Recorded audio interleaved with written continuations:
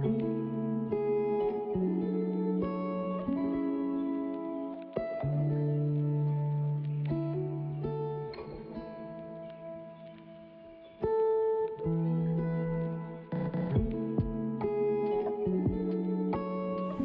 जा रहे हैं कुरुक्षेत्र गुरु हरगोबिंद साहिब जी के गुरुद्वारे।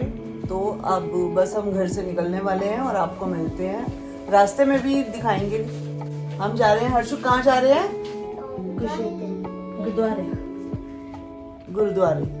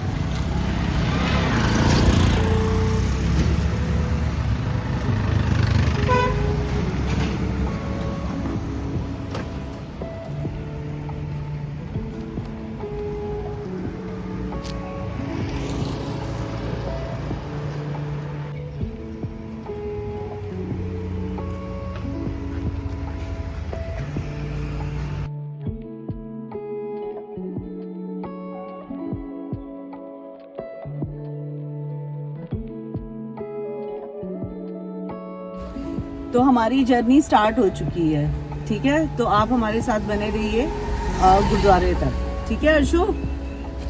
तो चलें? चलो। तो ये एक सुहाना सफर हमारा। गर्मी तो बहुत थी बट एसी में इतना पता नहीं चल रहा था, तो हम बहुत ही सफर का मजा उठाते हुए,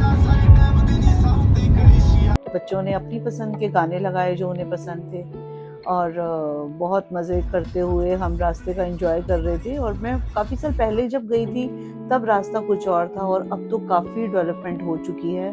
बस मुझे तो ऐसा लग रहा था हम फ्लाईओवर के बाद फ्लाईओवर, उसके बाद एक और फ्लाईओवर, ऐसे पार करते करते कब कुरुक्षेत्र पहुंच गए पता ही नहीं चला। तो ये बहुत ही अच्छा हमारा सफ़र रहा। खाने पीने का सामान हमने घर से ही ले लिया था, कुछ स्नैक्स वगैरह, क्योंकि बच्चों को कभी भी दिल किया तो हो उनके पास। हम बहुत खुश थे, मेरा भाई, मेरा बेटा और हर्ष, मैं और भाभी, सारे रास्ते एंजॉय करते हुए। कुछ टाइम ऐसे जो हम बिताते हैं ना अपनी फैमिली के साथ, संडे वगैरह तो होता है बट ऐसा कुछ छोटी मोटी टूर ट्रिप कभी हम कर लेते हैं तो बहुत अच्छा लगता है, थोड़ा डिफरेंट भी हो जाता है। और बहुत अच्छे अच्छे अपार्टमेंट्स बन गए हैं रास्ते में, देखो कितने सुंदर। मुझे तो लग ही नहीं रहा था कि हम दिल्ली के बाहर हैं। ये पानीपत, सोनीपत की साइड में थे और इतने अच्छे कि मुझे ऐसे लग रहा था जैसे कि गुड़गांव, नोएडा वगैरह हम साइड में हैं। तो यहाँ हम थोड़ा सा कॉफ़ी पीने के लिए ब्रेक लिया हमने। भाभी का बहुत मन था बरिस्ता जाने का और हर्ष भी जिद कर रहा था। चाय तो हमने पहले घर से ही पी ली थी, तो हमने सोचा थोड़ी हमारा एनर्जी लेवल और थोड़ा बूस्ट करते हैं, तो हम कोल्ड कॉफ़ी पीते हैं। और साथ में ये काफ़ी सारे अच्छे ब्रांड्स जो हैं, एडिडास, प्यूमा, इन सब का आउटलेट था बरिस्टा के बिल्कुल साथ ही। इनकी कॉफ़ी पहले भी मैंने पी है, बहुत अच्छी है। तो जैसे ही मैंने देखा तो हमने यहीं रुका, हमने सोचा चलो यहीं से ही पीते हैं कॉफ़ी। और बहुत अच्छा इन्वायरमेंट था अंदर का, बहुत अच्छा सराउंडिंग, बहुत अच्छी थी, बहुत अच्छा व्यू था, काफ़ी ठंडा और शांत लग रहा था। और यहाँ हम डिसाइड कर ही रहे थे कि हम कौन सी कॉफ़ी पिए, तो भाभी ने फाइनली डिसाइड किया। भाई और बेटा अभी बाहर थे, हमने बोला कि चलो जितना हम तो अपनी कॉफ़ी का ऑर्डर करते हैं, वो जब आएंगे तो वो देख लेंगे क्या होनी चाहिए। तो हमने अपनी कॉफ़ी ली और कॉफ़ी एंजॉय करते हुए भाई ने भी ले ली थी, बेटे ने भी, और फिर हम आउटलेट पे आ गए कि चलो अगर यहाँ से कुछ समझ आया तो हम देख लेते हैं, बट हमें कुछ ऐसा खास लगा नहीं, क्योंकि अभी बेटे ने सब कुछ लिया ही था, स्लीपर्स भी लिए थे, कपड़े भी लिए थे, भाई भी देख रहा था अपने लिए स्नीकर्स वगैरह, शूज, बट अभी हमने यहाँ से कुछ लिया नहीं, क्योंकि हमारे दिल्ली में भी ना मोती नगर साइड पे काफी सारे आउटलेट्स हैं, उसने भी अभी हाल ही में शॉपिंग करी थी वहां से, तो ऐसा हमें कुछ जरूरी लगा नहीं। और ये देखो रिदम, और फिर हम निकल चले अपने वापस सफर पे, और फाइनली हम गुरुद्वारे पहुंच गए। और बाबा जी की बहुत ब्लेसिंग्स हैं हम पे, कि बहुत किस्मत वालों को यहाँ के दर्शन होते हैं, और बहुत अच्छे से हमारा सफ़र भी रहा। और इतनी ज़्यादा, क्योंकि 2 दिन बाद भोग डलना था, लेकिन हम 2 दिन पहले ही चले गए थे, पर बहुत अच्छा था, इतने खुले दर्शन हुए हमें इतना एंजॉय किया हमने वहाँ पे। हमें यहाँ पे अपने रिलेटिव्स भी बहुत मिले, जो कि मुझे पता है कि हर साल वो आते ही हैं। और मैं अभी आपको अंदर लेके चलती हूँ। ये देखिए प्रकाश पुरब जी, लख लख बधाई। ये हमारे 6वें पातशाही गुरु हरगोबिंद साहिब जी का गुरुद्वारा है। तो हर साल में, तो जब से हम छोटे थे, बचपन से यहीं आते थे जब भी उनका प्रकाश दिवस होता है। और ये मैं तो बोलूँगी बाबा जी की कृपा ही थी, जो अचानक हमारा प्रोग्राम बना और हम आ गए, और बहुत अच्छे से बाबा जी ने हमारा सफ़र तय करवाया, और यहाँ हम गुरुद्वारे आए। देखिए निशान साहब, आप भी दर्शन कर लो।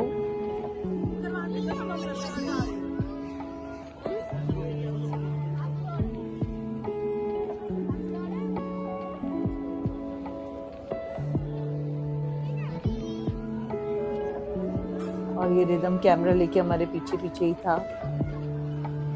सारा शूट उसी ने ही किया है, क्योंकि मुझे तो बहुत ही गर्मी लग रही थी। 41 डिग्री टेम्परेचर था यहाँ पे। पर जब आपके भाव होते हैं ना किसी चीज़ से, तो फिर आपके लिए गर्मी सर्दी कोई मायने नहीं रखती,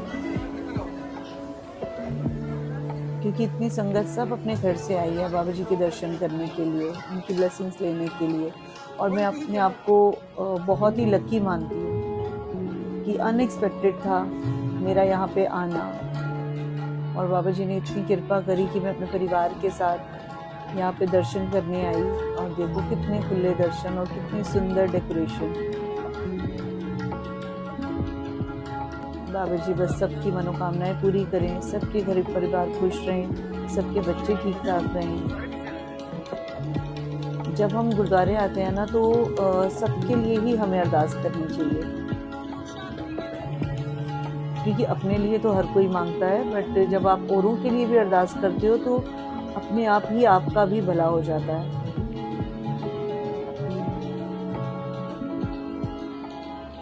ये लो फ्रेंड्स, आप भी दर्शन करो। और ये हमारा नन्हा सा हर्ष बहुत खुश था, एक्साइटेड भी था।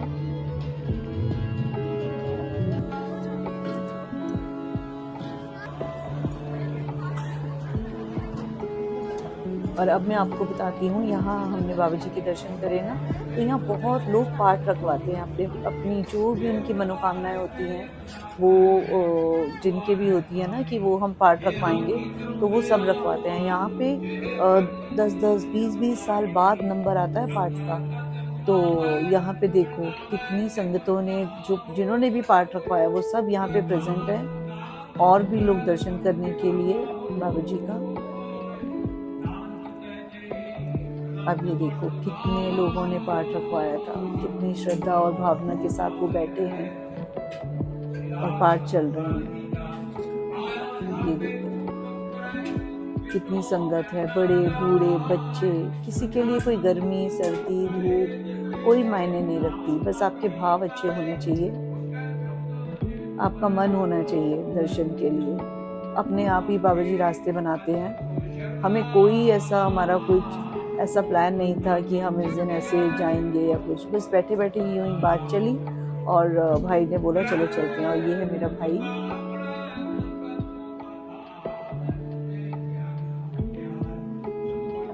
और मैं अपने बेटे के साथ यहाँ पे दर्शन करते हुए अपने बेटे को सब बता रही थी कि जब हम छोटे थे तो हम ऐसे आते थे, हम यहाँ रुकते, और पहले और अब में बहुत बहुत फ़र्क आ चुका है, मतलब बहुत अच्छे वे में फ़र्क आया है। काफ़ी डेवलपमेंट हुई है, काफ़ी चीज़ें आसान हो गई हैं। जब हम छोटे थे तब इतनी फैसिलिटीज़ नहीं थी, लेकिन अब तो बहुत ज़्यादा।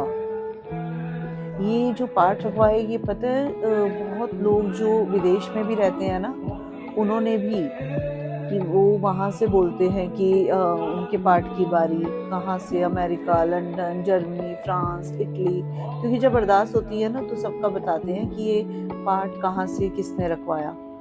तो उसमें एक बार मैंने सुना था काफ़ी लोग देश विदेश बहुत जगह से लोग यहाँ पे पार्ट रखवाते हैं, क्योंकि उनकी मनोकामनाएं पूरी होती है।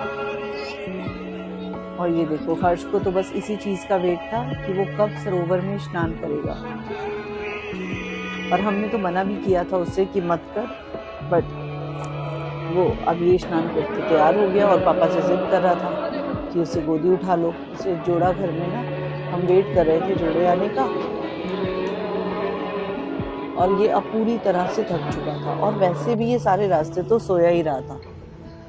और अब वहाँ पे बहुत फेमस है ब्रह्म सरोवर। मेरे बेटे को बड़ा मन था देखने का। अभी हमने एक और मंदिर भी जाना था, बट गर्मी की वजह से ना हम जा नहीं पाए, बिल्कुल भी नहीं रुका जा रहा था। देखिए, कृष्ण द्वार और ये ब्रह्म सरोवर, जहाँ पे दुर्योधन आके छिप गया था युद्ध के बाद। तो मेरा बेटा काफी एक्साइटेड था कि मुझे भी देखना है। उसे ना बहुत इंटरेस्ट है महाभारत रामायण, उसे काफी नॉलेज भी है इस चीज की, और वैसे भी वो कृष्ण भक्त है, तो उसका बहुत मन था कि मैं ये एक बार देखूं, और देखो कितना भव्य है। तो ये देखो कितनी अच्छी मूर्तियां, ये बहुत ही पुराना है, बहुत ही पुरानी ये मूर्तियां, मतलब सोचो हमारे बचपन की।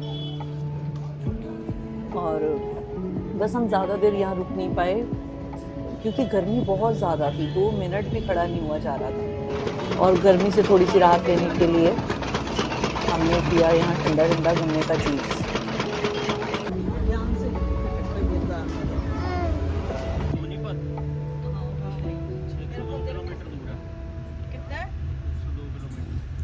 और बस जूस पीने के बाद बैक टू दिल्ली, और रास्ते में ही हमें ये नज़र आई। बहुत अच्छा कॉम्प्लेक्स था, इसके अंदर सब कुछ था, बहुत सारे रेस्टोरेंट्स थे, सब कुछ था। तो ये हवेली करके बहुत पुराना एक रेस्टोरेंट है, लेकिन बहुत ही अच्छा, बहुत ही लग्जरियस रेस्टोरेंट था। हमने पर वहाँ पे वेटिंग चल रही थी, और हमें लगी कि बहुत तेज़ थी। हम अंदर गए, लेकिन वहाँ बैठने की भी कोई जगह नहीं थी। हम 6 लोग थे, और हमारे लिए टेबल ही अवेलेबल नहीं था। मैक्सिमम 4 लोगों के लिए था, तो हमने फिर हम वहाँ से चले गए। और यहाँ पे देखो जैसे प्ले स्टेशन बने हैं, बच्चों की गेम्स वगैरह।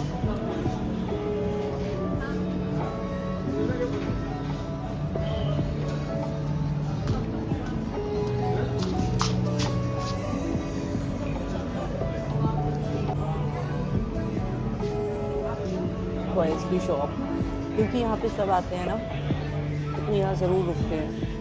इस छोटे से कॉम्प्लेक्स में सब कुछ था, तो इसीलिए उन्होंने सारी चीज़ों का ध्यान रखा। खाने पीने का, बच्चों के टॉयज़ था। एक ऐसी शॉप थी जहाँ पे अचार मुरब्बे भी मिल रहे थे।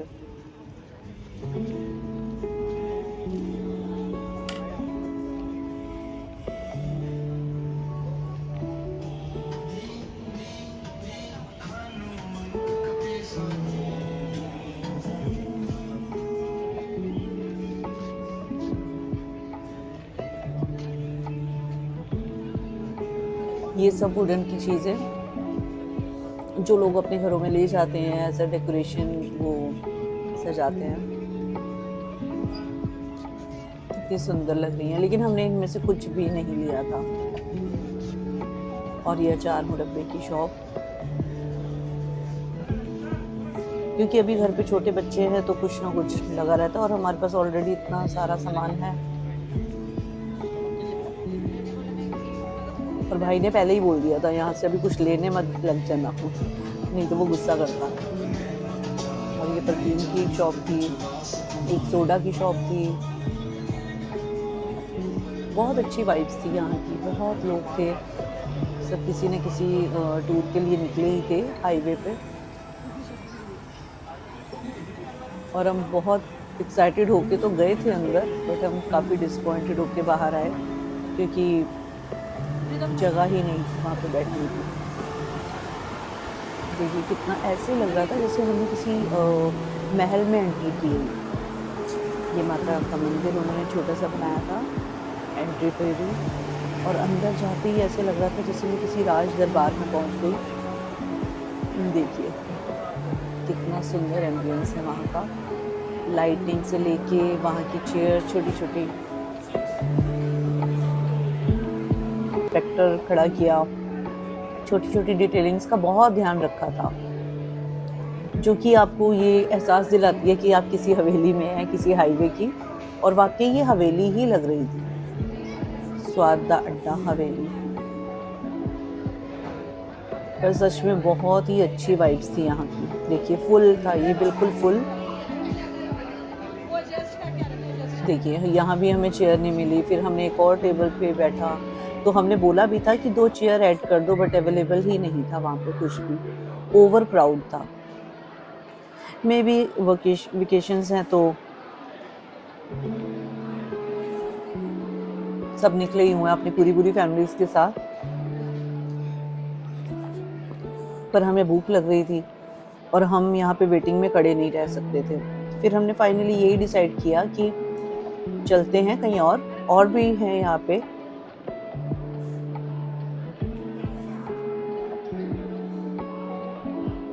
और भी रेस्टोरेंट्स थे, अच्छे थे वो भी, बट यहाँ पे देखो कोई भी सीट खाली नहीं थी। और आप अपने पे तो कंट्रोल कर लोगे, लेकिन बच्चे के लिए आपको दिक्कत हो जाती है जब उसे भूख लगी हो। तो हम उसको लेके फिर किसी और शॉप पे गए। ये बर्गर किंग भी था वहाँ पे, अंदर डोसे की शॉप भी थी, सरदार जी चाप वाले भी थे, बहुत सारे ऑप्शंस थे यहाँ पे। तो हम यहाँ आए, जगह यहाँ पे भी नहीं थी, बट हमने कैसे ना कैसे मैनेज किया चेयर्स को कंबाइन करके बैठने के लिए। यहाँ भी कुछ भी खाली नहीं था और ऐसे लग रहा था कि सब बस निकल गए हैं घर से, वेकेशंस खत्म होने वाली है ना। ट्रक जाने देना। और फिर हमने वहाँ डोसा खाया और फिर हम वापस दिल्ली की तरफ।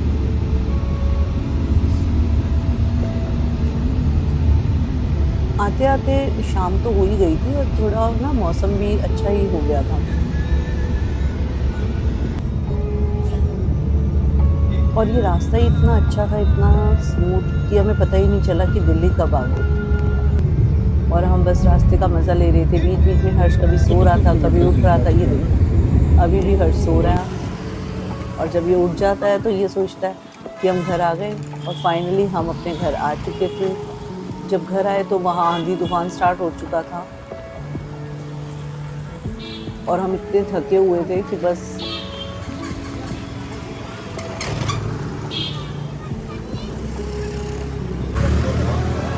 क्योंकि एक दिन में आप अप एंड डाउन करते हैं ना, तो आपको बीच में रेस्ट का टाइम नहीं मिलता। तो बस फाइनली हम अपने घर पे आ चुके थे और बहुत थके हुए, सोचा कि बस अब हमें चाय मिल जाए, चाय पिए और सो जाए।